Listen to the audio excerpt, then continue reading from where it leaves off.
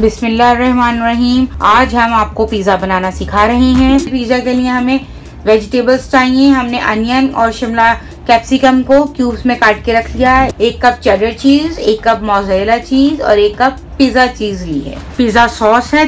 Dough जो है वो अच्छी तरह राइस हो चुकी है। मैदा डस्ट किया है। अब हम इसके पीसेस कर लेंगे। अब हम इसको गार्निश करते हैं।